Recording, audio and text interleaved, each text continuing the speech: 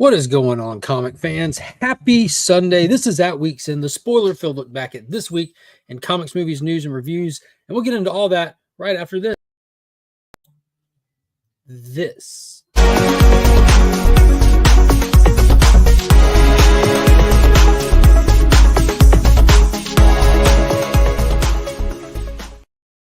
Joined as always by my ring-slinging compadre from the wrong sector. He got lost, but he made the best of it. Sector 2815. How is it going, Paul? I am doing well. Thank you so much for asking. Yeah, absolutely. Thank you for being here. TM Nerdy is not feeling too great tonight, so he's going to be sitting this week out. But I look forward to having him back next week. Say hey to the couple of folks in the chat. We got Las Crucius already in here. What is going on, homie? As well as Comics by the Bay. Good to see you. Good to see you. It's been a big week already for reviews, not reviews, but for trailers, movie trailers, and some news dropped as well associated with trailers and around other stuff as well. But we'll touch on some of that, then we'll get into some reviews. I don't expect to go too long tonight as I'm dog tired from the hectic holiday weekend at work, but definitely want to dive in and talk about some of this stuff. There's news from all kinds of movies and even stuff that wasn't in any of the trailers, and that's the kind of stuff I actually want to touch on first. Sector 11, all the Lots of rain yesterday and today. I'm surprised that Matt didn't surf to your house then. What is going on, Paul? ABX Comics and Games, DJ Links, what is up? What is up, Dr. Von Hoot? What's happening, brother? I had a good time talking with him last night. I stayed up way too late for a work weekend and got to talk some Monsterverse stuff with my favorite Mal, a titan in his own right. Got my Madam Web shades on. Let's go, dude. I don't even think I put that picture in here before I deleted it. That sucks, dude. I love that photo, and I deleted it today too. Man, I'm hitting I'm so tired. Every button I hit is the wrong button. I'm not hitting the right button at all. Let's see. Do I still have it? Oh, I do not. Nope, I do not. I'd have to make it again. Dude, the Madam Web thing. We'll get into that as well. I do want to touch on some stuff that you might not have heard because everyone's been talking about all the trailers and all that. We're definitely going to touch on it, give some insight thoughts and stuff like that. What is going on, Kenny B? Hope you're doing good.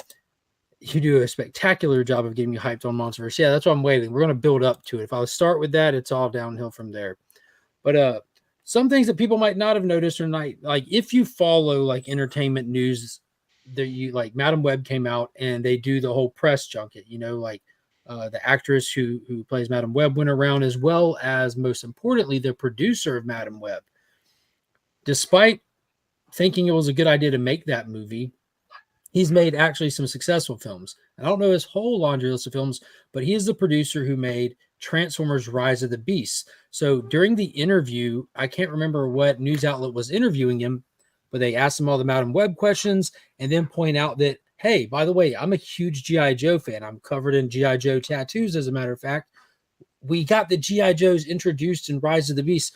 When can we expect to follow up on that and go from there? And the producer confirmed that, that's definitely in the works. We're hoping to have it in front of the fans summer 2026. So the tentative plan for the next Transformers film with the G.I. Joe stuff is summer 2026, and I was excited to hear that. First off, I was wondering why am I watching this interview, but I was driving, so it was just kind of playing, and then it paid off. Surprised the hell out of me, and absolutely paid off. So that was really cool. And did I see I don't know if it was on Twitter or something, but because I think I saw like Twitter that announced that or something said, and I thought I saw it, but then again, it's not confirmed because it sounds like they're really just in the planning stages right now. But I saw like kind of like a thumbnail with the Rock and Channing Tatum, and I shared one into the Outweeks in chat with the picture. That yes, that must be the one that I saw too. So yep. Mm-hmm. So I shared that, and then by happenstance, I actually came across the actual conversation that they had with it. Because in that post it says coming soon, and don't ask me how or why I ended up in an interview with the producer for Madam Web. but I did, and that's where that was the source of it. So I thought that was really cool, and to get a definitive time, at least a definitive time for now, because Lord knows I love the Transformer films. Mm-hmm. Love them, absolutely love them. Got me hyped and everything. I enjoy the GI Joe films. They were absolute. Well, the first one was bad, but man, it's fun. It's fun, Mm-hmm. and I really like the one with the rock in it. But yeah, that's faster than I expected. I need more Joe Transformer in my life. And on a side note, I actually got to go see Pete Davidson live last night, who does the voice for Mirage in the current Transformer stuff. So that was really cool too. Mm-hmm. Dude's really cool in like in real life. it was a blast. What is going on, Dope? Hope you're doing good tonight. And the other big exciting thing I saw were Andy Muschietti. How do you say his name? The guy who directed Flash and It and Welcome to Darby. Derry? Andy Muschietti, Andy M. whatever his name is. He's they've been talking about how he's officially going to finish up Welcome to, Derry? and then he's going to immediately start getting to work on Batman Brave and the Bold. And this week they posted the first picture of being on the studio lot. He's got his parking bumper and he has his golf cart that's branded with all the Batman stuff. Mm-hmm. I'm like, yo, it's happening. We're there. That was pretty exciting. Did you catch that photo? I did not see that photo. It was really cool. It got me excited. I do know that the Flash, for all of its problems, one problem it did not have was a really cool Batman opening. It nailed that. So we'll see what he does. It's going to be interesting exploring Damian as Robin and kind of just jumping ahead, not worrying about a young Batman for once or an origin Batman. I saw more than one post across social media again with Alan Ritchson as Batman. Dude, I'm sold on it already. Mm-hmm. That guy can do no wrong right now. Like they need to lean into him as an actor. Mm-hmm. He's not going to be in that state and condition for long. I don't think you can maintain that level of physique without exploding after a certain point. But he's all over the place right now. He's in the Fast and Furious franchise. Mm-hmm. He's got that new Guy Ritchie film coming out. His Reacher. He's everywhere. Mm-hmm. But it's definitely getting a lot of fan love for him. I don't know. Watching Reacher and seeing him run, it's painful to watch him run and try to move fast. Like it's like actually painful to watch. You see him jump off of like a 1 foot ledge and you could tell he's going, ow. Mm-hmm. They just had to like edit that noise out. Stunt people. He'll be in a cowl. No one will know it's not him. They're going to have to really, really lean into the stuntmen for that. So moving forward and back at the same time, Madam Web, the brand new Marvel Comics feature film just released. And I got to tell you, Paul, this week it feels like I'm the last true Marvel fan that really exists. Because I think I'm the only person that went and saw it. I know a lot of people tell me all the time that I'm Marvel biased. I only love DC and blah, blah, blah, blah, blah. But yet there's me and Joe. And we're literally the last Marvel fans out there. Because I got to tell you, everyone always says all the time, I don't listen to reviews. I always watch for myself. And ain't nobody lived up to that this past week. Because Madam Web opens with a strong $8 million. Yeah. It's expected to be at 25 million by the end of tomorrow. Is that counting just the 3-day weekend or the full extended? Wednesday through Monday. Sledge said, unfortunately, I also saw it. Yeah. I know like no one really cares to go into detail on it. It's exactly what the trailer looks like. Spoiler alert. The Spider Women are in the movie as much as they are in the trailer. That's it. That's 100% of the Spider Women. It's a Madam Web origin story. You get two visions in the movie, one by the bad guy where he has a brief vision, lasts about 30 seconds, where he sees the Spider Women kill him later in life. And the movie's about them running for their lives because he's trying to kill the Spider Women before they can become Spider Women and kill them later in life. At the very, very end of the movie, you get another flash of them in suits, and that's it. By the end of the movie, Dakota Johnson is blind and has embraced her abilities and stuff. There was parts of it that were fun. Not gonna lie. I don't think I tend to believe reviews. I'll go see a movie if it has a bad review. It's just Madam Web is not really a character that I care about. Yeah, I gotta say though, what like that, I watched it ironically. I'm not gonna lie. I wasn't excited for it. I didn't care. But Friday I was off. The kids weren't in school, Mhm. and I'm like, yo, I got time. I'm not saying I paid for it. Exactly. Okay. I didn't see Venom or Venom 2. I didn't see any either of those. It's just they're just not characters that I care about. But I saw all the Spider-Man films. I saw all the Avengers films. You know, they're characters that I care about. I'll go see even if there's a bad review. That doesn't really And I'm bother not me. gonna lie, I love the character Venom. I grew up watching Spider-Man. I grew up loving Spider-Man, reading the comics. Like Pops had me watching the 1960s show even before like the 90s cartoon started. But the 90s cartoon was clutch. Like the coming of Carnage was in my childhood era. That was insane. You know what I mean? So doing Venom movies, like, dude, this is gonna be awesome. And then you get to the Venom movies, like this isn't Venom. And then you get to the Donny Cates run, and everyone's like, this is so good. And I'm like, this isn't Venom. You took like a street level sinister alpha level bad guy for Spider-Man and turned him into like a dysfunctional cosmic handicapped space daddy. It's just weird. It's so weird. I was not really digging the Venom stuff anymore. But going and seeing Let There Be Carnage was an absolute treat. My wife, myself, Pops, we all bonded in a moment of WTF. We're like, what just happened? What was that? Yeah, you know how Venom's like his kryptonite is sound, like Right. ring the bell. Like Mhm. I kid you not, the symbiote gets mad at Eddie Brock and goes to a rave, headphones, glow sticks, everything is hanging out next to giant speakers in a rave. Like were you in the last movie? Like this Has anybody told you about the last movie? yeah. His costume looked like a Wish version of Tom Holland's Spider Monkey costume. Far From Home. Yeah, to a degree. It kind of looked like, I'll tell you, that's one part of Madam Web that I legitimately enjoyed.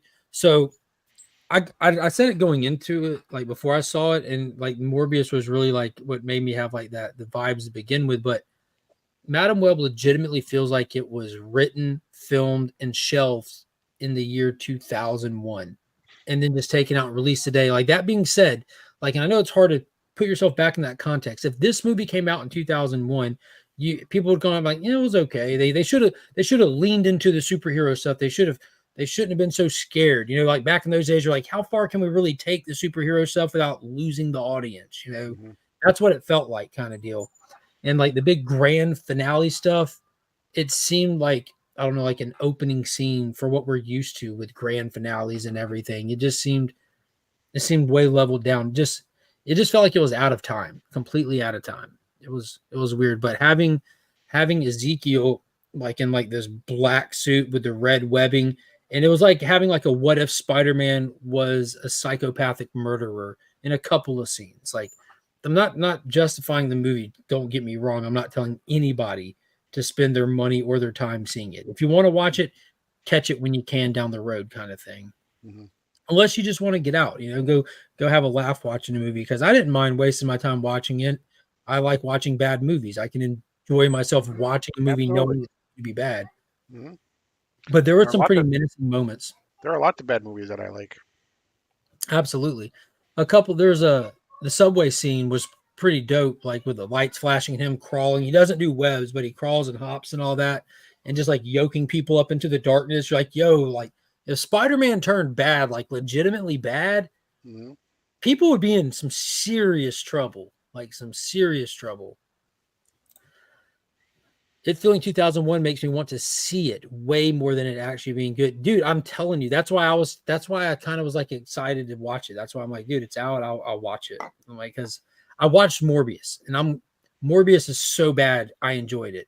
Like I laugh out loud at stuff that's not meant to be funny, like something as simple as, yo, if this guy doesn't have blood in this short amount of time, he starts losing it. Yet the cops can arrest him, take him to jail, process him, dress him out, get him to a room, get him his stationery, get him all of these things, which literally would take weeks. Hmm.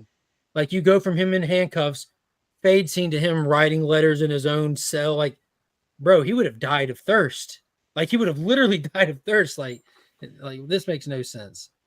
But in that sense, it's just kind of fun. But I don't know. I'll wait for it on TV if I feel like it. Maybe that's super fair. That's super fair. Hey everyone, thank you, Mark. For you were the secretive person in the back. No problem, my dude. I had to bail and check on the kids. Do. They have to work harder to get me to the cinema than that trailer. That's super fair too. Me, on the other hand, I love going to the movies. It's expensive, I'll give it that, but I'm like, you got people that are like, I'll wait for streaming, or it's they got to travel far. It costs a lot of money, but then you got me. I'm like, I need that Dune cup. I need the Dune cup. Y'all know what I'm talking about. I need the Dune cup. The popcorn one. Yeah, the popcorn topper. Yeah, I need it. yeah.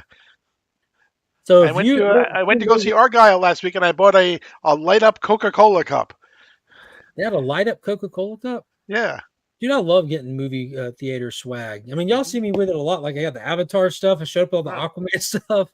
It's fun. It's fun. I mean, if you're able to, that's what makes going to see a movie so fun, is because it becomes an entire experience. And I can't imagine if you made plans and had someone like watch the kids, you and the wife schedule and make sure you're off from work, and you get semi dressed up and you go out and you money on tickets, drop money on concessions, and you go and you sit down and you think you're about to watch a serious superhero movie and Madam Web plays. And like, that would ruin your day. Right. Exactly. That would ruin your day. Yeah, the Sony movies are doing terribly. I'll be honest with you. Yeah, that's a fact, Jack. The Venom movies aren't. The Venom movies crush it at the box office with a And the Spider-Man movies. Supposedly yeah. there's a Spider-Man 4. Yeah, keep in mind the Tom Holland movies, even though they have that working deal with Mhm. the MCU to be included in their timeline universe, those are still Sony movies. Mhm. The Spider-Verse movies are crushing it. Mhm. The Venom movies are, everyone's like, Sony's doing crap. No, they're really not. They made Morbius Yeah. and they made Madam Web. Now look at the other ones. Like, Mhm. that's why they keep trying to make more, because there's people don't look at it like that, but they're still averaging an A right now, like despite these two flops. Like, let Craven come out. I'm kind of excited for that. I think it's going to be terrible as well, but in a fun way. I might go see that one. Who knows? Can't stick around the night, but hope y'all had a great weekend. I appreciate that, brother. Appreciate you popping in. The people writing the Marvel movies have never read a comic. Yeah, they actually admitted that. Like, I've been telling people that. And then, like, when did that clip pop up? Like a week or two ago, it was a compilation clip of all the showrunners of the past 2 or 3 years, Mhm. clipped out of interviews where it was a set, like, they found the same conversation point in interviews across the years where the showrunners or directors or writers state, I was told not to read the comics. I was told not to read the comics. I was told not to read the comics. I was told to stay away from the source. Disney doesn't want source material leaking into whatever it is they're wanting to do. And that's why, no matter how good or bad any of the properties are, that's what it's missing, is that X factor that people relate to these characters, what drives people to love these characters. This must mean we are officially at the end of the week, which means it's time for At Week's End, which ends the week. Which Nice. stated as only Durs can state. I love that guy. Exactly. Until 10 in Trevor's life. Hashtag lurk mode. I figured that was Ezekiel. Yeah, it wasn't meant to be a secret. Just like my 17-year-old niece said, no one asked for Webb's origin story. It just felt wasted. Not to mention the costumes for the Spider Women was just wasted as a vision. Yeah, and I'll be honest with you, the costumes for the Spider Women, two of the three you could see. One of them you couldn't make out at all in the movie. I don't like, you could see the one with the arms briefly, and then the black and white suit one looked great. I'm not even gonna lie. The ladies looked good. I would have loved to have seen a movie where they were getting to be Spider Women a lot. And yeah, that looked really cool. Big Nosh is in the building. What is going on, homie? Been a Been long a time minute since since I've seen you in seen the him. live chat, my guy. Yeah. 22-month member milestone chat What? from Brother John. Hashtag we are Legion. What's good, brothers and sisters? Nothing much, my man. Hope you've had a fantastic weekend, John. I can't wait to see you at Heroes Con. Still haven't seen Morbius and Venom 2. And it's because I didn't like Venom 1. Then don't watch those. What is up, Flash Ray Video? Hope you're doing good tonight. Shot for Comics. What's up? What's up? Venom 2 is trash, but it made bucks. Yeah, I still think, like, dude, that movie hit just at the right time. Like, there was still like the confusion happening between what with the general public, like, oh, this is an MCU movie. Hell, I attribute a lot of Aquaman's $1 billion success to a general audience not knowing it wasn't an MCU movie. And I'm not saying that that takes away from, there's plenty of people in that era that cannot tell you Marvel from DC. They don't track or keep up. Here's the next superhero movie. Let's go see what it's about. And also closer to Game of Thrones. And I don't know, it just hit at the right time. That movie was damn good though. I love it.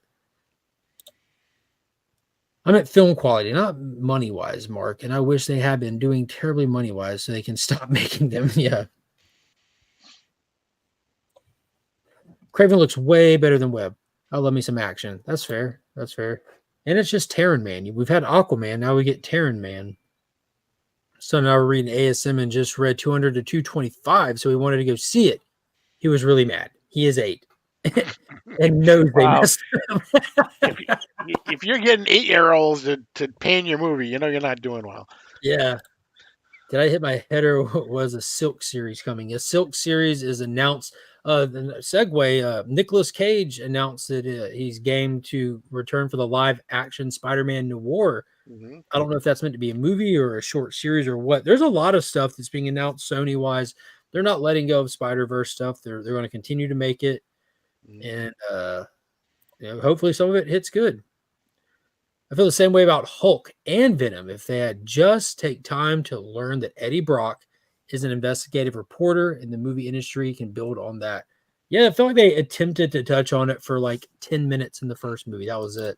And I think I read somewhere, or they announced somewhere, that there is no Hulk movie on the horizon at all anywhere in the immediate future. Well, hopefully he pops up in Deadpool. Mm. We do have a yellow suit Wolverine. Mm-hmm. Also, Banner is not just angry. He traveled the world on the show and is in comics looking for a cure, and he always helps people until the military finds him. Yeah, the Incredible Hulk movie with Edward Norton started doing that. I loved what they did with the origin. When we introduced the MCU Hulk, they're like, we're not going to do an origin. We're going to piggyback on the TV show. Mm-hmm. We'll show like the danger. We'll show the chair. I'm like, yo, they just cannoned Bill Bixby. Right. Like that. That's amazing. Come on, every single week. If you didn't cry when they played that music, then the little part of you is dead inside. Yeah. Part of me died when he threw that bear. It's supposed to be a series, but hopes for a Nick Cage Spidey Warmer. Yeah, anything that Nick Cage does is golden. Golden. I remember being on here with the Comic Vet and new guy Ryan at this point almost 4 years ago. And me and the Comic Vet said something praising Nick Cage, and Ryan thought we were joking. We're like, no, dude, we legitimately like Nick Cage. Yeah, bud. And it turned into a whole thing. Yeah, of course. So if I'm glad and Nikki, there's a huge difference with the beginning and the show point. If you like turn up the show point, or you have down the show point, the very beginning is going to be loud. Oh yeah, I know what you mean. The intro music. Yeah, but if you turn down then you can't hear the rest. Super beginning, that other point will be super loud. It doesn't change the whole show. That's pretty cool. You figured that out yourself? You figured that out himself. Intros are loud. Volume do different things. I get it. I understand. I don't know why. They just make I don't know why. I don't know why. I can't explain it. Silk series is coming to Amazon. So Spider-Man Noir series, they're going to be TV shows. Nice. I'm not too familiar with Silk. I'm not going to lie. Silk really popped up after like I'd faded off from a lot of Marvel stuff. I obviously know who Silk is. Seen Silk in a couple things here and there, but I didn't pick up Silk solo series or follow along. But we'll see. They ruined the best Hulk stories. I don't want them to do anymore. I 100% agree. That's where I stand with the MCU. Like I don't necessarily want them to do anymore. Like what are they going to do when they gave us Thor? See, I'm odd man out here. When they gave us Thor Ragnarok, everyone's like, "This is great." I'm like, "What have you done to my boy?" Like that was it. Like, and then they jumped to in She-Hulk. They jumped to him having a son. They like whole World War Hulk thing was just like blown over. Yeah. I guess he had that kid during the whole contest and stuff when he was hanging out with Jeff Goldblum or something. Who knows? Who knows? I couldn't cry for Bill Bixby's Hulk. I was only 3 years old when it was on. Hey, you say that, Joe, but Mhm. I know just as well as you know that you were watching that on television, standard cable, up Mhm. until no less than 10 years ago with the rest of us because it Mhm. was syndicated. I know it was still on about 10 years ago. And at this point, I mean, I just have it all, but that show kept rocking, Mhm. kept rocking. Also, Joe, you need to drop a comment, let everybody know he was just interviewed as a guest on this channel that focuses on toy collecting, touches on comic hobby stuff. And Okay. when I tell you it was a fantastic conversation, it was absolutely fantastic conversation. I ended up listening to all but the last 20 minutes of it so far. Yeah, that was a great way to get to know Joe and to find a really cool channel. Nice. If you so choose, Joe, you can drop the name of that channel in the chat so people can find it. I would love to see Nick Cage as Spider-Man Noir because it's one of the best roles he's ever done. He did really good as him in the Spider-Verse movie. Yeah. I hated Marvel, did Scar. He was nothing like the comics. I hated She-Hulk, period. Yeah, that's how a lot of people feel toward the MCU. That's where I'm at. That's where we'll segue to the next thing. The biggest announcement coming from the MCU dropped on Valentine's Day. And that was it wasn't like in costume anything, but they gave the official cast announcement for the Fantastic Four. What was your takeaway? What were your thoughts on that? Were you surprised? Were you happy? Are you bummed out by any of it? Where you stand? Um, I was, I guess maybe underwhelmed. I'm, I think Pedro Pascal is overexposed. I just think he's in way too much.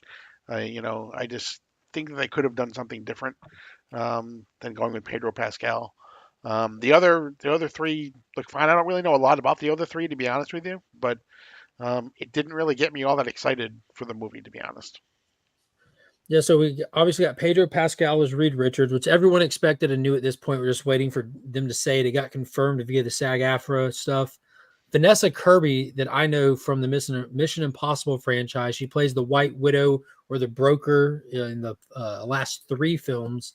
She was first introduced in Fallout, and then she was, yeah, I think she was just in the last two. Now that I think about it, yeah, last two. But fantastic character, solid actress. It was I think that's a decent choice for Sue Storm. I don't know if from anything outside of that, the kid playing Johnny Storm, I haven't kept up with Stranger Things, but he's the guy that was playing Metallica in the Upside Down in that clip that went viral and everyone went crazy for. Hmm. Do you watch Stranger Things, Paul? No. Well, you know what I'm talking about, right? That Yeah. Yep. Yep. Yeah, yeah. I think he was like calling like all the bad guys toward him to save people or something via Metallica. But he's playing Johnny Storm, and then something Bacharach. Not familiar with this actor either. Apparently, the actor is going to be playing Ben Grimm. The Thing is known for a Hulu show called something. It's a cooking show. I've already gapped the name of it. The Bear, but he Oh plays yeah. in that. So I know I the bear. watched I've watched the first episode of that. So he plays the chef's cousin, the one that wished Okay. he would have inherited the business and doesn't understand why the brother did. The funny one, the angry one. Hey, there's DJ. Yeah, the bear. Because on DJ's recommendation Friday, he was like passionately recommended checking out the bear, that it was a great show. And I'm like, I want to check that out. It's on Hulu. He said it was 30-minute episodes, and the first episode was fantastic. So I'm going to try to see that through and watch some more of that. I know the guy who stars in the bear has kind of like exploded across everything. He's like something Alan White or something. Or I can't think of I'm not his. sure. Let's see. Go to some He of these was in the Iron details. Claw. He played Jeremy Allen White. Jeremy Allen White. Yeah. Yeah, and Ebon Moss Backrack Mm. is the thing. Was he one of the Von Erichs in Iron He Claw? was. Yep. He was Kerry. Oh wow, he was the main one then. No, Kevin is the main one. Zac Kevin is. Efron played Kevin. Which one was in the Texas tornado? That was Kerry. That's the one that I know. Yeah. Lost his foot. Yep. Didn't tell nobody. In a motorcycle accident. No, they knew. He Eventually, didn't tell the wrestling world, but his family knew, obviously. yeah, his family did. That's what I'm saying. Yeah. He was so good at Hmm. wrestling that he literally went into a ring with Hmm. 1 foot and people didn't know it. Hmm. That's Yep. impressive.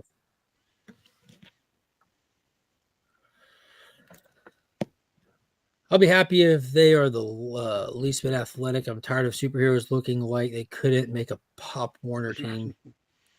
That's fair.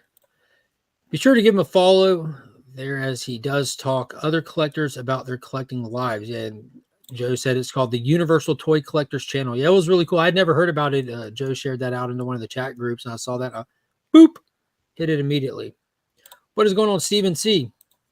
Fantastic Four wise, I'm not overwhelmed. I'm not underwhelmed. I'm whelmed by the casting announcement. I'm numb at the idea of a fan at the next MCU thing. I've said this before. Like I'm past the point of being hyped for this stuff. I really got to like get to it and see it. Like if it's going to impress me, it's going to be in real time. There's really not any excitement going into it. I'm just too. I've learned my lesson already when it comes to a lot of that. But I am excited to know that we had a couple of things confirmed. We talked about it before. We would love to see this. Like I would love to see this be a period piece film Hmm. to explain the Fantastic Four. Like you can't really introduce the Fantastic Four into current MCU. It wouldn't Right. make sense. Like that, there's too much that have gone on. Like if the team's already like if you introduce them as an established team, well, where were you during the Infinity Saga? If you're just introducing them for the first time now, like you ain't got no characters to it's just weird. Right. And they were a product of the space age, which is the 60s, basically. Yeah, which is so that the 60s thing is perfect. And being that the Guardians of the Galaxy trilogy is wrapped up, those are our cosmic characters and the way that ended there. Yeah, there's a Guardians team, but we don't need to get a Guardians movie with that. Just knowing that the Guardians of the Galaxy are out there is good. That's perfect. That's how you're supposed to leave something. So having Fantastic Four opens us up to an avenue to get back to cosmic stories, but with Fantastic Four adjacent stuff. And they didn't waste any time and they confirmed that Galactus and Silver Surfer will be in this film. They also confirmed that we will be going with a male Silver Surfer. So that's all to the good. So I thought, Yeah. Yeah. Like I said, and we would talked about this, but they'll have to do some in-story gymnastics to connect them to the current group of whoever's in the Marvel universe when they get together their entire big movie of everyone that's there. So yeah, I think you can do a layup with it with some of the stuff that Fantastic Four has at their disposal. Negative Zone, Annihilus, that's one of their villains outside of time and space kind of thing. Fantastic Four movie. I hope we don't get Galactus like proper as the villain in the first one. Like he needs to be like a looming threat, but who knows? Knowing them, they'll use him as a throwaway villain. But like Nihilist, Negative Zone, you get stuck there for a while. You come back, and when you finally get out of the Negative Zone, you're back in current time MCU, and you're back, and you got Franklin or something at this point because you probably can use that kid in the story, and now we have a proper age, not like you would have to like age in real time in the Negative Zone. You have a proper age, experienced, cohesive Fantastic Four team that can now move into Secret Wars, which we know we're not doing the 80s Secret Wars, we're doing the modern Secret Wars, and we need Reed Richards there to be the huge part of it, yeah, the only thing I'm thinking of is if they do that, so at some point the Fantastic Four would have to disappear, right? And then come back, right? And so that's pretty much Captain America only times 4. Yeah, let's do that. Let's do that. You had your first Avenger and your Marvel's first family. Let's do that. Yeah. That's ain't nothing wrong with doing. Everything's been done before. There ain't nothing new under the sun. It's just that when you do it again, put some stank on it. Better have some quality. You know what I'm saying? Yeah, I think that's a possible avenue, possible route. Great big takeaway is Herbie the Robot is confirmed. And for those that remember Herbie, you probably watched cartoons from the what was it, the 60s? No, that was the 70s. He was I was gonna say maybe even the early 80s, maybe. Early 80s. But there is Was he in the one where they weren't allowed to use a thing? Yes. So Right. with the cartoon stuff, like, I mean, you had the Thing had his own show with the Yancey Street Boys and all that stuff, but there's this whole issue with Human Torch needed for another show or rights for something, or Right. there it's kind of like convoluted. I can't remember which way it goes, but there's one story that's like the legend goes kind of thing, and then there's the actual truth, and both of them, either one of them could be true, neither one of them are outlandish, but there's for reasons they couldn't use the Human Torch, so they Well, invented that's what it Herbie was. for Right. that. Yep. And Right. then Herbie is like one of the first like first Harley Quinn scenarios who created it for a show, got brought into the comics with FF 209. So yeah, Thing Ring, do your thing. Yes, sir. Yes, sir. That was one of because of that cartoon, that was one of the reasons why I wanted like the early Thing toy, because the accessory that came with it was the Yancey Street sign that you could put together, but then you put it in Thing's hands and you can like break it and stuff. It was cool. Put some stank on it. That's right. That's right. It was a Human Torch. They didn't want the kids to set on fire. That was I think that's the myth. I can't remember how it goes, but one of them is like it's kind of like a Mandela effect. Like everybody remembers it being this reason, but it's really another reason. And it might have even had to do with Spider-Man and his amazing friends with them. Like, because I'm thinking that this is the myth one because Human Torch was just in a different show. You know what I mean? It isn't like, oh, we can't use the guy to catch on fire. No, he wasn't there. They used Firestar for there. They were going to use Human Torch for Spider-Man's amazing friend, but they invented Firestar for that. It gets convoluted. Mm-hmm. I would say check out Cartoon Commotion. Cade, he did like he does like research on this stuff. Like super duper research, and he gets into it, unpacks all of it, like how the myth started and where it came. But yeah, great channel for Saturday morning cartoon stuff going back as far as you can think. And he kind of goes up to the 90s and stops there. After that, like, I mean, there's enough content from the 90s back. Like, you do content for your whole life. Make sure you let him know that I sent you. He's one of the good ones, man. He's really good content. Super informative.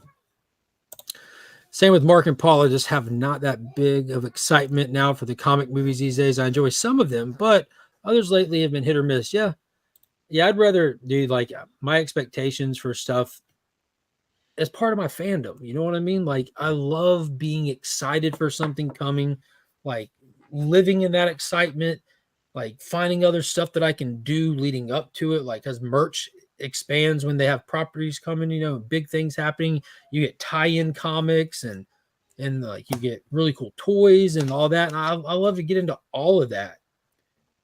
And that's how it feels now. Like, thankfully McFarlane does movie figures because I love getting movie figures still. I still have all the original Spider-Man and X-Men toys. Like I got those back in like 2000 and when all that came out. But yeah, let's see. The character had been optioned for a solo movie that never happened. Boom. There it is. Thank you, Becker. I could have sworn it was attached to Spider-Man and his amazing friends, and they opted not to use him for that. And they created Firestar instead because they wanted the whole fire and ice thing, but they didn't want to have 3 male characters. There's so much with this story that just crisscrosses in my mind, though. Yeah, because I can't imagine them feeling confident about making a Human Torch film in the 1980s. Because Roger Corman did it a decade later, and it looked like it was from the 1950s. I'm like, the Fleischer brothers would have done better than this. The Human Torch scene in that movie is amazing, but it looks like it's from a Fleischer brothers thing. I wikied it, and yep, it's a myth. It was a Universal show that the Human Torch had been optioned. There you go. So it's all starting to come together now. So he was optioned for a show. I still would recommend checking out Cade's Cartoon Commotion and getting it like in the dynamic story presentation with the whole kit and caboodle. Fantastic channel. But yeah, we get Herbie in the movie. Fantastic Four 209 is the first comic book appearance of Herbie. And because this month's Legion Loot, in honor of the whole Say No to FOMO movement, is a FOMO heavy box that I've curated. And the good thing about it is if you don't like the books, by the time you get them, you can sell them for a massive profit because It's crazy how much these books actually are still worth. I keep peeking in on them like, yeah, that's nuts. So we got like Ultimate Spider-Man 1 in there, Ultimate Black Panther 1 in there, that X-Force cover in there, Crash Down in there, ratio variants of this stuff. I'll have Fantastic Four 201, the first appearance of Herbie in there. So yeah, as well as the big time collectible stuff. I'm telling y'all, I'm tired. I can't think. MJ wasn't an amazing friend since why they had Angelica Jones. Yeah. She was awesome. But it'll be a fun Legion loot this month. It's really fun. What's going on, Juan? Hope you're doing good. See what else is on the list. They show it next week because the week after you give it away, right? Mm-hmm. I appreciate you reminding me. I need to make like little clips and stuff. I'm terrible at promoting it. I'm terrible at it. And then the Deadpool trailer dropped. Yep. It was a proper first trailer. It was really solid. It has me excited. It looked fun. I think that the trailer, if none of the leaks came out, that trailer would have broken the internet. But so many Deadpool leaks have come out at this point via set photos and stuff. And but I'm still excited for it. I am cautiously optimistic. As soon as I saw the TVA in it, I'm like, nah, fiddlesticks. But the 20th Century Fox aspect of it, all in for. Very excited. Nice. That's what I'm saying. That's what I'm saying, bro. It's crazy. Yeah, win it, and whatever you don't want to keep, sell it, trade it, get you some new Star Wars Black figures, boost up the collection. But the big trailer, and the last thing I have on my little checklist right here is the big trailer didn't drop during the Super Bowl last Sunday. It dropped Wednesday, and that was trailer number 2 for Godzilla X Kong New Empire. The trailer has me on an excitement level an 11 out of 10. 11 out of 10. We get to see all kinds of cool monster stuff. You see Godzilla like he's like we're kind of evolved through these films. Like you went from the first one just kind of having glowing spikes when he was out to shoot, to King of the Monster walking around with glowing spikes, to Godzilla versus Kong like he was like irradiated the whole time. This you could see like the nuclear blue stuff coming through at every crack on him. He's like doing the flex explosion thing. And we know that evolved into the pink spikes that's coming. You get to see King Kong beast glove it up. Some cool fight scenes. Baby Kong hopping and riding on him during. It just looks awesome. We have the first little teaser shots of the hidden Titan in the trailer called Shimu. It's going to be amazing. I can't wait. Very excited. March 29th. Number 1 movie of the year, hype wise for me. There you go. Becker says he's not really into fringe characters. I'm more of a franchise characters only. I can confirm that. That is true. Speedball is a true franchise.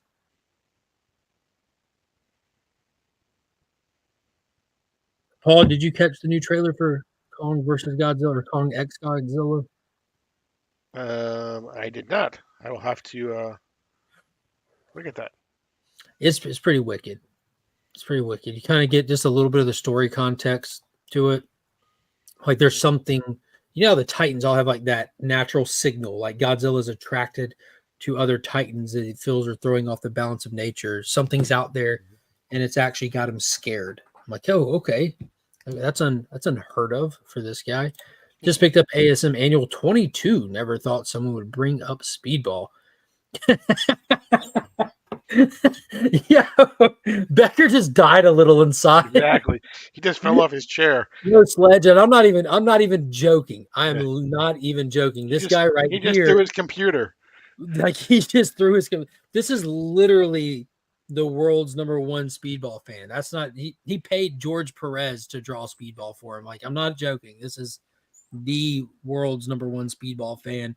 The guy with this custom art piece with his face on Speedball's body. He said, I didn't think anyone would bring up Speedball. Becker died inside. Well, let's segue to some comics to see if we can't save Becker because there was we had a couple more announcements about some TV stuff though. Oh, go ahead. Go ahead. Yeah. Star Trek Discovery season 5, April 4th comes out. Final season. Invincible Part 2, season 2, Part 2, March 14th. And that's 4 episodes of that. Yeah, but they've been like 45-minute episodes, so there were 4 and they're doing 4 and 4, but they're the longer episodes. They're like 45 minutes. So it really comes out to like 3 16 hours episodes. worth of show. Yeah, How many episodes is the Star Trek Discovery season? and I believe it's 10, Is that the standard for that? pretty much. Yeah, this is the final season for that. And which crew is on Discovery? It was a brand new crew. It was basically the show that launched Paramount Plus. Speaking of that, more rumors that Paramount Plus and Peacock are going to merge. That would be dope because I Mm-hmm. don't have the cock. I've That's heard like that. the one streaming service I don't have. I had the free version for a little while. I'm like, I'll bail. Mhm. But my wife was asking about it. She wanted to watch something. I'm like, sorry, babe.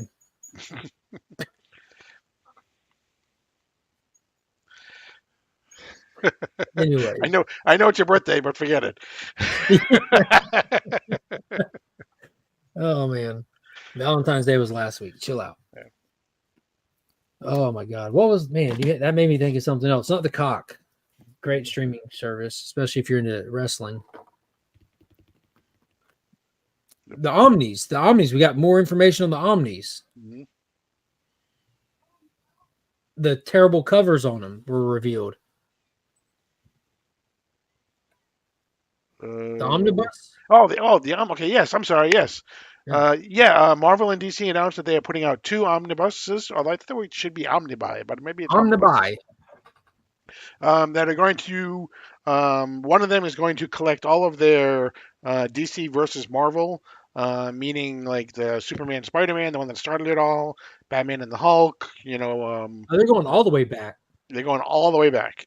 They're doing from the beginning, so it's all of those, X-Men, Teen Titans, all that good stuff.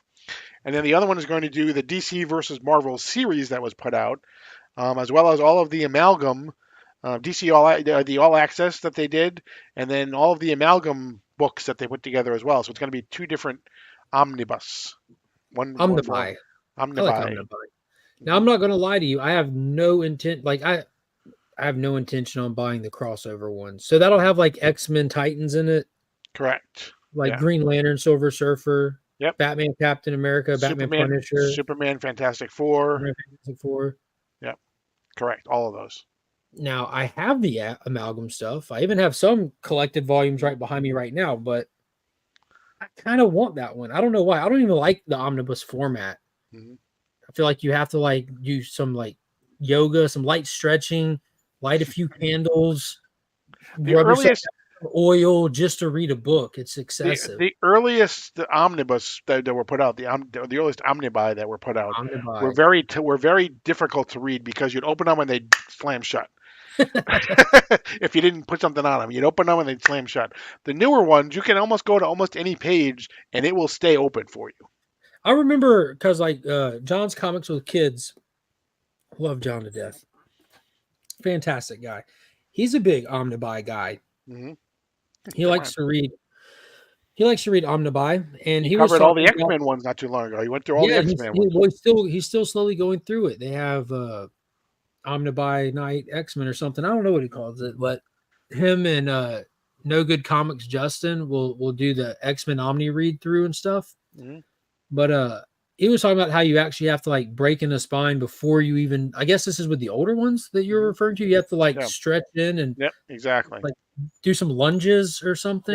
Yep. Mm-hmm. Get your book and do some squats. Exactly. Some oil on it. Like I sprained my back. How did you do that? I opened up an omnibus.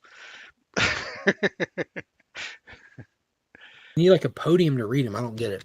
Yeah. I don't get how that's a more enjoyable experience than a trade paperback. It doesn't make sense to me. I can understand people that prefer a hardback to a trade paperback, but why do you want 193 pages worth of comics sitting in your lap trying to read? I don't get it. I don't get it. What are the chances that they get a release on digital? I'm not buying any omnibuy, but I do fancy reading it. I'll be honest with you. I don't know if they've ever done any omnibuy on digital, because the digital, you would just get the trades. They sell digital trades for sure. Yeah, and I'm thinking that it might be too hard to put them on, because do you put them on the Marvel thing or do you put them on the DC thing? And, at least if someone buys a book, they can split the profits between DC and Marvel. Yeah. If I go and read all the Marvel stuff, on Disney, I mean on DC, I'm giving DC all the money, even though I'm looking at Marvel characters. So I think this is a lot of people, Esteban, like legit. I think people enjoy collecting them because they look good on shelves and stuff. It's like I'll get it and one day I'll read it when I'm ready, kind of thing. Or if I want to, it's there. It's in my library, like yeah. it's They a great do way to collect the Golden Age issues too. I have a whole bunch of like the Superman Golden Age Omnibuy? ones. Yeah. Huh. I would say the DC Archives is a great way to collect the Golden Age stuff, but you only get 4 to 5 issues. Right, exactly. And they don't even print them anymore. So, and the thing is with the omnibus, like what they do with the omnibus is they actually put them in chronological order. So it's like the Superman, you get the Action Comics, and then you get the Superman, and then you get the Action Comics and the Superman, and well, that's dope. You have to send me a link to that. I want to see what one of these look like because I've seen I've seen a lot of these. You saw that? You remember that Suicide Squad? Yeah. Book I got? Like, there's a lot of them that came out a handful of years ago, like within the past 3 to 5 years at most, and they all kind of have the matching format to their cover art. Mm-hmm. I wonder if it's right here.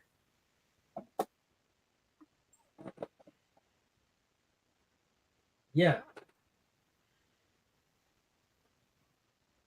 Like I've seen some that kind of have like this format to them that were thicker. Like there's a Green Arrow one that says Omnibus on it, and that's the newer one. I have a much thicker one of the Suicide Squad that has, but that's the trade dress that they use now for the Omnibus.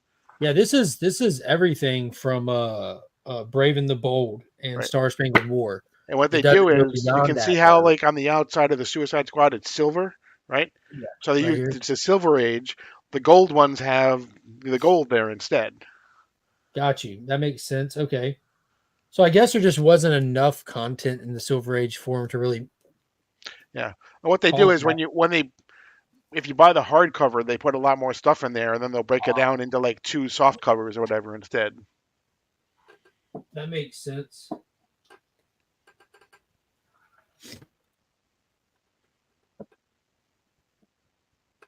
Yeah, when I got Brave and the Bold 26, it was already slabbed. I'm like, dude, I want to need to read this. Mm-hmm. It's good stuff. Mm-hmm. Good stuff. You can develop carpal tunnel reading on an omnibus. Yeah, very true. All right, let's give Beckerman some love real quick. You got anything else to hit on? I can't think of anything. This week, New Warriors got a little bit of respect. Night Thrasher #1 release. Now, is this a good book? No, it's not. Have I read it? Absolutely not. Do I plan on reading it? Nah. But did I get it to support Becker and his new warrior love? Yes, I did. There you go. And if you're curious, why isn't it a good book? You can find out for yourself because that's going in the Legion loot as well. There you go. No. But there was a cool cover. It had the skateboard on it. I know how big of a deal that is for this character. I don't know if it's one of the retro books. Now they do those little mini series a lot that take place back. I'm not sure, but I did talk to Becker. He read it. He's like, it was okay. It was okay. But I thought that was cool that the New Warriors characters are getting some love. It's kind of, I guess that's kind of like me, like he likes the New Warriors. I love the Suicide Squad. There's not a Suicide Squad book out, it's just waiting and waiting. You see little teases and hints of it here and there, and like, just give me the squad, man. Rick Flag's still out there. Need the squad. I just bought a soft cover of the entire Jeff Lemire Moon Knight run. Nice. Very nice. Is that the Finch era? That's after Finch's run. The Lemire one is where they introduced like the whole. That was one that inspired the TV show heavily. All right, let's see what came out this week. Talk some books, and then I'm off to allergy medicine in bed. I think this was a small week for me. It really wasn't a real big week for me either. We got some decent reads out of it. Got some really decent reads out of it. Now that I'm looking, I'm remembering what I read this week. First off, Batman issue number 143 dropped this week. This is part 2 of Joker Year 1. This is a 3-part story. It's coming out every week. Last week, this week, and next week. In and out. This is something that Chip Zdarsky's obviously been thinking about for a while, that's tying into a lot of different stories and adding this crazy nearly impossible to synopsis story about the Joker and Batman. I say nearly impossible because I don't have enough time to do it here, but we've already done it, and it releases tomorrow at 10 a.m. on Paul's channel. We do the DC deep dive over there, releases every Monday at 10 a.m. And now that Beast World is over, we decided to dive into this Joker Year One thing to see if we'd regret it or not. So far, no regrets. Mm-hmm. There's a lot of cool stuff to talk about with it.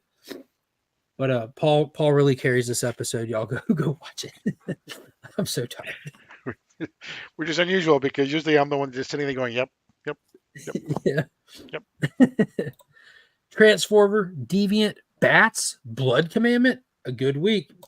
Yeah, segue right into that. That's the next one I got up here. Transformers number 5. This is the penultimate issue for Daniel Warren Johnson's tenure as the interior artist. He will continue to write Transformers, but we'll be switching over to a new artist with issue number 7.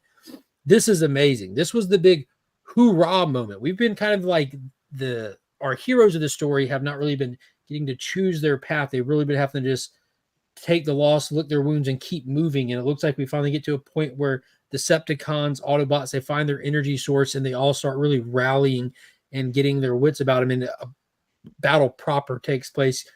Big introduction of a big Transformer at the end of it with a crowd favorite. And it was super dope. Absolutely love it. Send it. It was amazing. Daniel Warren Johnson does not miss, like legitimate. He does not miss. The artwork just is compelling. It's dynamic. It's emotional. And the big hit moments are bigger than they have any justice being on these pages. Can't wait to see what they do in the next issue. He's clearly writing it for a 6-issue arc. Paul, what do you got? I've got Green Lantern number 8. Behind an incredible Steve Beach cover. Jeremy Adams is doing for Green Lantern what he did for the Flash, I think. Basically, the Razor is there, and he's trying to convince Hal Jordan that he can leave Earth. He just needs the willpower to leave Earth, and so he tries a couple times, doesn't work. The new Green Lanterns from the United Planets come to Earth to take Razor away. In the meantime, they then see Hal Jordan, who they think has helped capture the Razor, so they're going to, they congratulate him and tell him it'll go in his record. And then they realize that his ring is not like any other ring. And so a battle ensues. What happens is these United Federation of Planet Green Lanterns have the ability to switch their color.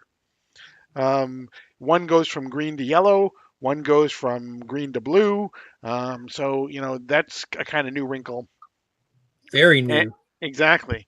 And Madam, I can't think of her name now. What's Madam Xanadu? Xanadu, baby. Madam Xanadu basically tells Hal that the answers to all of his questions as to what's going on to his ring basically is in this place in Spain where he felt the tug of the power, and so he goes and flies off, and we're guaranteed, well, we're not guaranteed, but we're alerted that something will be happening that will give Hal some of the answers he's searching for. It has to do with the green, and I don't think it has to do with like the Swamp Thing green. It has to do with something else. And then back up, we see Kyle Rayner again, who for some reason all these Green Lanterns seem to love to create these people from their rings. Construct of zombies. Exactly. Yes. They get a little weird. Exactly. Hal did Kilowog. John Stewart did his sister. Yeah, exactly. So I love to do that. So naturally, Kyle does Alex, his former girlfriend. So he talks to her for a while. He talks about his history as a Green Lantern, almost kind of a type thing. The one from Far Sector, can't think of her name now. Jo Mullins shows up. She says that she has some of the answers as to what's going on right now. So they fly off, and then we're promised that in the next issue we'll get Jessica Cruz.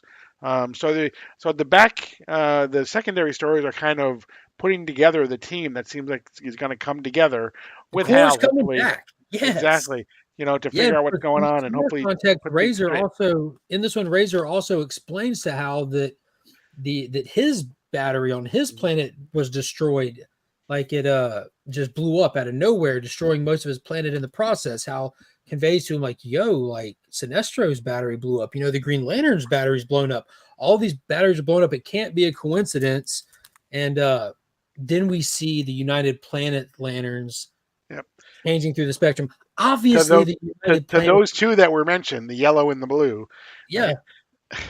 Yeah. So obviously they're blowing batteries up, and they're somehow accessing the emotional spectrum, and they're clearly the bad guys. They've been the bad guys since they were introduced like a couple years ago. Like, obviously it's a government agency. They're the bad guys. That's how government agencies work in all worlds, real and fictional.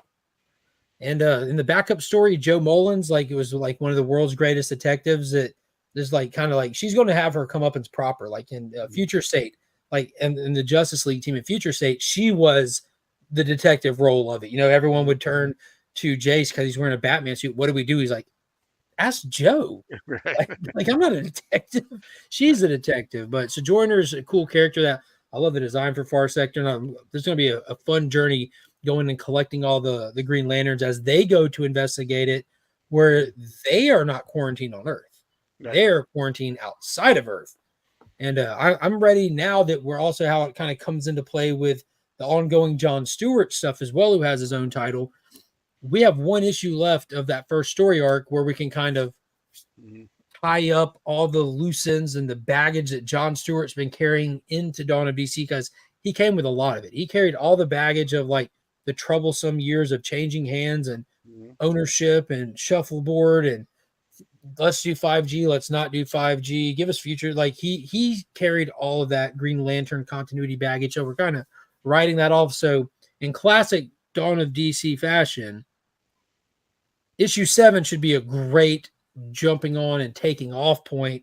And I can't wait for that to see what the builder himself is about to bring to the story. Because when the team comes together, it's about to be like, I'm nervous to say it, but it's about to be some Jeff Johns level cosmic awesomeness with the different color spectrums, the full wide cast of characters. Like this is about to be great.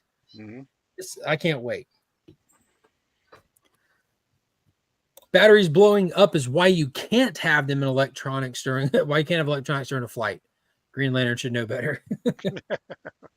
I'll tell you what, another one that absolutely shocked me this week, shocked me to my core with how good it was Action Comics 1062. Jason Aaron is on Superman. I don't remember how many issues he's doing it. We're under this little 3. They're all doing 3 episodes. This is the second of 3. So okay.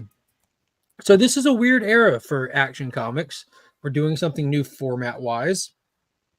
Not doing the standard anthology thing where you have like 4 mini short stories, which I can't stand those, to be honest with you.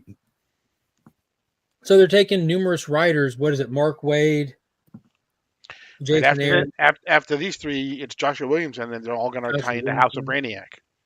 Yeah, so they're all doing like 3 issue story arcs. So this kind of, I mean, it's not too bad, I guess, because you're getting a proper story. You can get in, get a good story, get out. But John Timms on the art with this absolutely sends this book as well. Like, so good. Like, so freaking good. But the story was fantastic. The entire metropolis has been infected, and everyone has turned into bizarros. So that means the bus drivers that typically pick kids up for school is trying to run them over for school. That means that the pilots flying planes are trying to crash the planes. That means that people that, like, and he even makes a comment, the doctor, like, you should have seen what I dealt with at the hospital earlier in the delivery room. Like, it's like, you don't even want to think about what I've been dealing with. But the crazy thing is the entire city is trying to kill itself for other people. And Superman with a 5 o'clock shadow has not blinked in days and not lost a single life. Right. I mean, these are 30-page issues too, though. So by the time, this is basically Jason Aaron writing a 90-page Superman story. So that's like a, like a hardcover type of a thing that he would be. Yeah, full on story. Yeah. But it is so freaking good. He has to get back up. He has Batman kind of helping quarantine the city. It leaks out beyond that. They call in some of the magic user. Dr. Fate tries to tap into this bizarro magic because Superman and Bizarro being opposites. Bizarro ends up being fantastic at magic, doesn't have to try. It's just something that comes naturally to him, and that's what's unique and new about this story, what he's bringing to the Bizarro story and angle. Bizarro dies in the first issue, but his death is what infects everybody. So he's not actually dead. He's kind of like in Superman's mind is what it seems like. The story is fascinating. The story was fast-paced, good, had emotional beats, action-packed. I loved this book. Me too. It's just funny though that in action, everyone's becoming a Bizarro. In Batman, everybody's becoming a Joker. Yeah. right, like right on time with each other too. Right. We're both on part 2 of a 3-issue story with both of them. What is going on, Johnny boy? Good to see you, homie. Hope you're doing good. Hope you had a fantastic weekend, my guy. And you're on a Mission Impossible run right now, if I'm not mistaken. Now, I have not read Rebel Moon yet, Paul. I know you're not even pulling these, are you? No. Don't blame you. I'm pulling them though because I want as much as I can about this universe, and I want to dive into it. I just like licensed property stuff. Daniel Warren Johnson got the A cover for this one, and I didn't want it to feel like a chore when I was reading it. Busy holiday weekend, so I didn't get a chance to get to it yet. But I'm definitely going to have that read by next week for certain. Awesome cover. I got one more book that I did read. How many more do you have on your pile? I have 3 that I read. We'll go through them. Let's see what you got. Batman City of Madness, number 3. Oh, dang, I got 2 books I haven't read yet. Oh, that was buried in the stack. I got that too. How was it? How'd it go? It was good. I don't want to ruin it for you. We find out exactly who the Batman from down below is, basically. The Cthulhu Batman character has an Exactly. actual identity. Yes. I'm looking forward to that. Hopefully if I'm not asleep by 7 p.m. tomorrow after work, I'll be able to sit down and. Then I also got this one. Oh, I skipped Sinister Sons. That's that acetate. Hold on, let me get Yeah, you back for this. They got the whole Little Rascals gimmick going on. Yes. I saw that. I almost pulled it for the giveaway book for New DC Day. Yeah. It was fun. It was an introduction story. They actually don't meet until the very end of the book. And they're about to fight each other in issue 2, which you would kind of expect. So it's not going to light the world on fire, at least yet. But it was still good. It was fine. Yeah, the backup stories for the first 4 issues of Green Lantern were the Sinestro Son story that led into that. Kneel Before Zod, issue number 1 gives you context of Zod's kid. I'm assuming that leads into that, where Zod kicked him off of New Kandor. Yeah, New Kandor.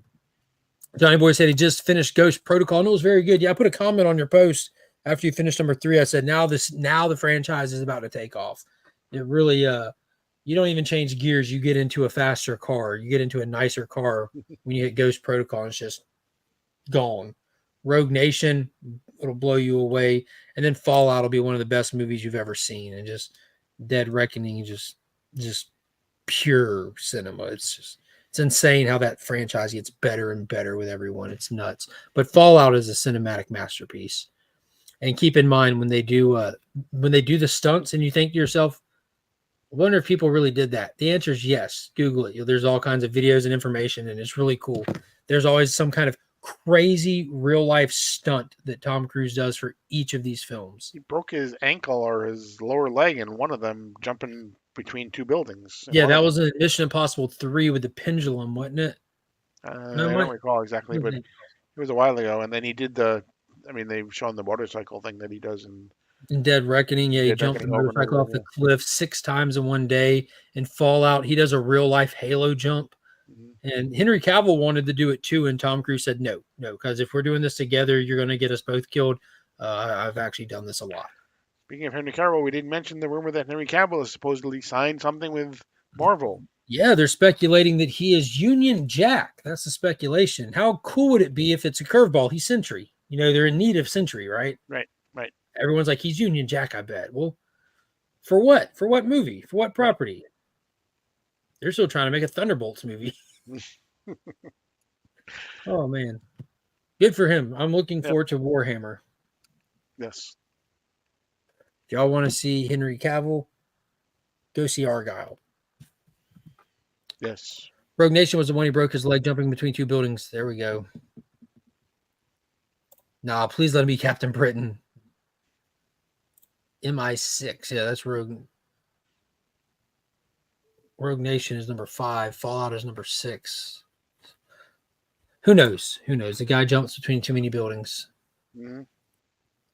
But I believe Rogue Nation is number 4, and Fallout is number 6. I could be forgetting one altogether, but I'm fairly certain Rogue Nation comes after Ghost Protocol. Because that's where you get introduced to the Syndicate. And then in Fallout, because of the fallout of taking down the Syndicate, you get the Acolytes. Yeah, it's Fallout. Yeah, Fallout, dude, Henry Cavill's a beast, boy. He has actually expressed interest in playing Captain Britain if done grounded like Captain America. Yeah, that'd be dope. That'd be super dope. Yeah, Fallout is 5. Sorry, Fallout is 6. Rogue Nation is 5. Yeah. Yeah, Rogue Nation comes after Ghost Protocol, which is 4. That's when Jeremy Renner gets introduced. Mm-hmm. Yeah. There's a lot of them. It's crazy that thing's been going so hard for so long. I'm excited for the next one that when they finally put Dead Reckoning Part 1 onto Paramount Plus, they dropped the Part 1 and just called it Mission Impossible Dead Reckoning, which I'm like, thank you. I appreciate that. I guess they wanted to put that Part 1 in there so that moviegoers wouldn't be like bamboozled by a false ending, because it had an ending. You know, it had a beginning, middle, end for the mission, but there's just a greater thing at play. Like, for those that don't know, Rogue Nation and Fallout could be considered one movie as well. Like, it's you're dealing with the Syndicate and the Acolytes. It's one thing, one bad guy between the two of them. Right. But I guess now that people aren't bamboozled and they got the information, now we can get a creative original title for the next movie as well. Yeah, people are all up in arms about the last Spider-Verse movie because they didn't know it was a 2-parter. Yeah, that kind of dude, I just thought that movie was never going to end, to be honest with you. Like, I'm like, this has been fun. When's it over? And Finn was ready to get up. He loved it, but he was like, all right, let's go. Kyle's messaging me, Little Mermaid's over. Are y'all almost done? I'm like, I don't know. This won't end. Just kept going. But speaking of won't end, that's how we're starting to roll with this. I got Wesley Dodds Sandman, issue number 5 for my final read for this week. Robert Menditti, what did you think? How about it? I have enjoyed every single thing that has occurred in the Golden Age, in the new Golden Age so far. This was no 100%. exception. Every issue, every single title, like every issue of every single title. This one was fun. Wesley Dodds' research was stolen. Turns out we find out specifically by who in this one, but in the meantime, to do that, he has to actually go sneak onto a military base where he knows that some of his plans from his original gas designs, the deadly ones before he got to the sleep agent, you have to break a few eggs to make an omelet, and he kept those secret, was never going to put them out. They were stolen from him. You got some warmongers that want to use them on the battlefield, and he doesn't want that kind of death on his hands out there. So he has to sneak onto a military base and get to the dirty general that knows something's up with what. We also find out that his girlfriend's dad is the ultimate one behind all of this, who wants the research and stuff. Riley Roastma on the art, I can actually say, is a perfect fit. That makes 2 times in his career that I will say that. But it's been solid. Spider-Verse was so long. My 9-year-old was like, this movie has had 4 endings and there is another movie to come. That's how I felt. Yeah, I don't think it was bad. It wouldn't stop. You know, you had the big fight with Miguel, going home, going to the roof, doing this. It just Prowler now. Like, yo, what are we doing? Sandman has been dope, and I'm slowly coming around on the art fitting the time period setting. Yeah, dude. That especially in this issue when they show like the general who survived World War One and he has like the one arm left, and you kind of get the idea of why he's so willing to go to these lengths. It makes you think he's not necessarily a bad guy. He's just like, I know what's going to happen out here when we're eventually called to war, and I don't want it to be us and our men. And Wesley's like, I agree, but that doesn't mean that you get to savagely kill people with these chemicals that you know nothing about. You don't understand what kind of hell you're about to release on the world, not just on this battlefield. But Yeah, Sandman's been great. Flash has been great. Alan Scott Green Lantern is a unicorn. That is something that just does not happen often. Just how good that's been. That's just amazing. Totally. That's all I got. Me too. Hope everybody's had a good weekend. Hope you get ready to have a fantastic week. Be sure to check out Sector 2815's YouTube channel. We have the DC Deep Dive that airs every Monday at 10 a.m. and then every other Wednesday at 9:30 p.m. Tune in for Guess That Key. It's the premier #1 comic book game show this side of the Mississippi. It's basically a loose format version of 20 questions where we all bring a key comic and we try to figure it out. The chat does participate and play along, and there are prizes involved with every issue. So be sure to come by, try to guess some key, win some stuff. And then for my channel this week, of course, I'll have the next comic vlog episode coming up where I go to a garage con here locally, pick up some banger stuff. Got some Golden Age goodness and some pretty cool keys that I picked up from there. And then tomorrow's video that releases my first kind of highlighting my first Golden Age and Silver Age comic for this year, key comic that. So got some fun content coming up. And then the usual live stream throughout the week every Tuesday, 2 p.m. right here for New DC Day. And that's gonna do it. I'm going to bed. Paul, thank you so much for being here. Thanks for having me. Chat, thank you so much for being here. And we're out.